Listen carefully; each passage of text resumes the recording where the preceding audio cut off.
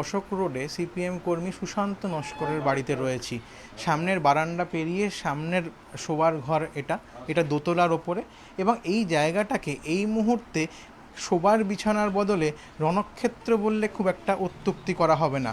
বড় বড় ঢিল থেকে কাঁচ, ডাবের খোলা, সমস্ত কিছু এই খাটের ওপরে পড়ে রয়েছে, এবং এখানকার মানুষজনদের, বাসিন্দাদের, তাদের অভিজ্ঞতার কথা শুনবো। গোটা ঘর জুড়ে কিন্তু এভাবে বড় বড় ঢিলের টুকরো কোথাও বা এরকমভাবেই পড়ে রয়েছে।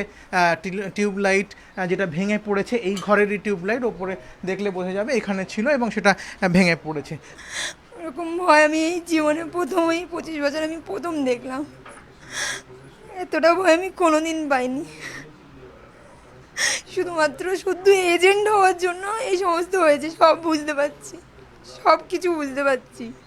একদম দেয়ালে মেরেছে, এটা দুম করে আওয়াজ হয়েছে, ওই ইটটা ওই পাশে পড়ে আছে, আওয়াজ হয়েছে, তারপর তো আর কোনো কথা নেই, যেখান থেকে পেরেছে সেখান থেকে মেরেছে। সিঁড়ি, জানলা, গলির ভিতর, মানে কিছু বাকি নেই। কতক্ষণ ধরেই তাণ্ডব চলেছে? ওই 10 মিনিট। 10 মিনিটে মানে যা হয়েছে 10 মিনিটে মানে যতক্ষণ পেরেছে আর কি, যতক্ষণ ইট ছিল ততক্ষণ।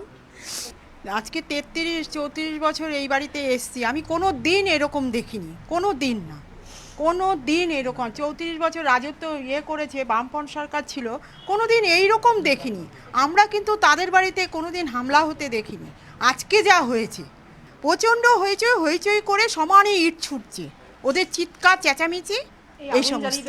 আগুন জ্বালিয়ে দেবো বলে, আজকে ট্রেলার দেখালাম, 19 তারিখের পরে পুরো সিনেমাটা দেখাবো। চোখের জল বাগ মানছে না। বিশেষ করে ছোট্ট শিশুটি যে কিছুক্ষণ আগেই হামলার এখানে শুয়েছিল, তার কথা ভেবে আরও বেশি চিন্তিত বাড়ির লোকজন। এবং এই ধরনের হামলা গতকাল রাতে যেটা ঘটেছে এবং তারপরে যে শাসানি শুনতে হয়েছে, তাতে বলে গিয়েছেন যারা এসেছিল এখানে হামলা করে, তারা বলে গিয়েছে যে আজ শুধু ট্রেলার দেখালাম, 19 তারিখের পর গোটা সিনেমা দেখানো হবে। আর সেই সিনেমার আতঙ্কেই কিন্তু এই মুহূর্তে ভুগছেন এই পাড়ার এই সিপিএম কর্মীর এই বাড়ির প্রত্যেকটি মানুষজন। সঞ্চয়ন মিত্র, এবিপি আনন্দ, কলকাতা।